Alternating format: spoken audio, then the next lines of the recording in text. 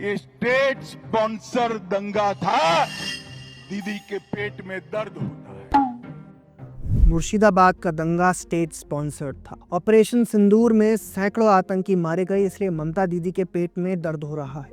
ये बातें गृह मंत्री अमित शाह ने कोलकाता में भाजपा कार्यकर्ताओं को संबोधित करते हुए कही हैं। इसी दौरान शाह ने बंगाल विधानसभा चुनाव 2026 के चुनाव प्रचार की दिशा भी लगभग तय कर दी है। किन मुद्दों पर होगा विधानसभा चुनाव, ऑपरेशन सिंदूर पर अमित शाह ने बंगाल की महिलाओं से ऐसा क्या कह दिया जो टीएमसी बिच्छू के काटने जैसा हंगामा कर रही है। आज की वीडियो में इन सभी मुद्दों पर बात करेंगे, लेकिन उससे पहले आप चैनल को सब्सक्राइब कर लें, बेल आइकन को भी दबा दें। देखिए, शाह ने अपनी स्पीच से न सिर्फ टीएमसी की तुष्टिकरण की राजनीति को एक्सपोज किया, बल्कि ये भी तय कर दिया कि आने वाले चुनाव में बीजेपी घुसपैठ, भ्रष्टाचार, महिलाओं पर अत्याचार और हिंदुओं के साथ दुर्व्यवहार के मुद्दे पर आक्रामक रुख अपनाएगी। माँ माटी मानुष का नारा देकर ममता दीदी आई और उन्होंने ये महान बंग भूमि को आज घुसपैठ, भ्रष्टाचार, स्त्रियों पर अत्याचार, अपराध, बम धमाके और हिंदुओं के साथ दुराचार का केंद्र बनाकर रख दिया है। दुराचार का केंद्र। शाह ने अपने संबोधन में बांग्लादेशी घुसपैठ के मुद्दे पर विस्तार से बात की। उन्होंने कहा कि बंगाल का चुनाव सिर्फ बंगाल का नहीं बल्कि देश की सुरक्षा का भी चुनाव है और घुसपैठ को सिर्फ बीजेपी सरकार ही रोक सकती है। बंगाल का चुनाव देश की सुरक्षा के साथ जुड़ा हुआ चुनाव, क्योंकि ममता बनर्जी ने हमारे देश की सीमाओं को बांग्लादेशियों के लिए खुला कर दिया। इनके आशीर्वाद से घुसपैठ हो रही है। मुझे बताओ मित्रों, घुसपैठ रोकनी चाहिए या नहीं रोकनी चाहिए? जोर से बोलो, रोकनी चाहिए या नहीं रोकनी चाहिए? क्या दीदी रोक सकती है? जोर से बोलो, रोक सकती है?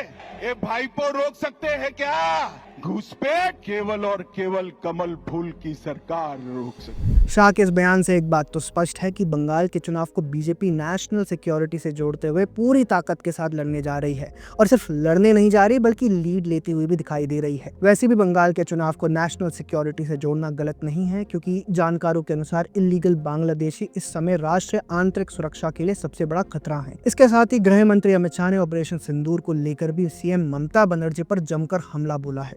उन्होंने कहा कि अपने वोट बैंक को खुश करने के लिए ममता बनर्जी ऑपरेशन सिंदूर का विरोध कर रही हैं। ऑपरेशन सिंदूर कर 100 किलोमीटर अंदर जाकर उनके हेडक्वार्टर को ध्वस्त, सैकड़ों आतंकवादी मौत के घाट उतार दिए और दीदी के पेट में दर्द हो। दीदी, इतना दर्द बंगाल का यात्री जब वहां मारे गए तब किया होता तो ठीक था। उस वक्त कुछ नहीं बोला और मोदी जी ऑपरेशन सिंदूर कर यहाँ आए तो एक घटिया सा राजनीतिक बयान देकर ऑपरेशन सिंदूर का विरोध किया। मैं आज ममता दीदी को कहने आया हूं, आपने ऑपरेशन सिंदूर का विरोध नहीं किया। आपने इस देश की करोड़ों माताओं बहनों की भावनाओं के साथ खिलवाड़ किया है, खिलवाड़। शाह ने अपनी स्पीच के दौरान टीएमसी सरकार के तुष्टिकरण के तमाम फैसलों को भी गिनवाया। मस्जिदों के इमामों को वेतन देना शुरू किया, कोर्ट ने रुकवा दिया। बांग्लादेशी और रोहिंग्या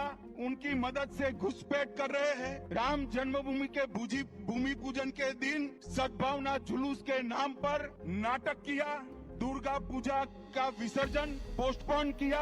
मुस्लिम कर्मचारियों को रमजान में आधे दिन की छुट्टी दी। केरला स्टोरी पर प्रतिबंध लगाया और हाजी नूरुल इस्लाम को टीएमसी का टिकट दिया। और अंत में सबसे बड़ी बात, मुस्लिम वोट बैंक को खुश करने के लिए ममता दीदी आपने ऑपरेशन सिंदूर का भी विरोध किया।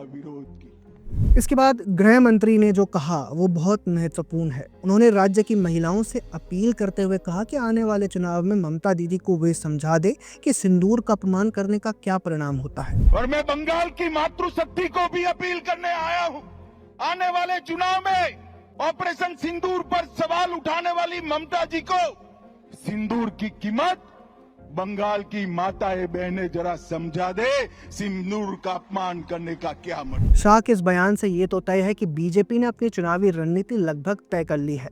देखिए, पश्चिम बंगाल में जिस तरह से पिछले कुछ वर्षों में दंगे हुए हैं, हिंसा हुई है, मुस्लिम तुष्टीकरण के लिए हिंदुओं को किनारे किया गया है, उसी तरह से महिलाओं के प्रति हिंसा और अत्याचार भी बढ़ा है। शाहजहां शेख से लेकर कोलकाता डॉक्टर रेप केस तक महिलाओं को निशाना बनाया गया है। ऐसे में राज्य की महिलाओं में सरकार के प्रति एक भारी असंतोष दिखाई दे रहा है। भाजपा इस नाराजगी को एक दिशा देती दिखाई दे रही है। याद रखिए, ममता बनर्जी महिलाओं को अपना वोट बैंक बताते नहीं थकती है। ऐसे में अगर महिलाएं टीएमसी से दूर हो जाती हैं, जो होता हुआ दिखाई भी दे रहा है, तो ममता बनर्जी के लिए एक बहुत बड़ा झटका साबित हो सकता है, जिसका प्रभाव चुनावों पर पड़ना भी लगभग तय है। यही कारण है कि शाह के इस बयान के बाद टीएमसी घबराई हुई दिखाई दे रही है। गृह मंत्री अमित शाह ने बांग्लादेशी घुसपैठ से लेकर ऑपरेशन सिंदूर की बात अपनी स्पीच में की है। इसको लेकर आपका क्या कहना है, कमेंट सेक्शन में हमें जरूर बताएं। अगर आपको हमारा कंटेंट पसंद आता है तो हमारे चैनल को सब्सक्राइब करना ना भूलें। जय हिंद।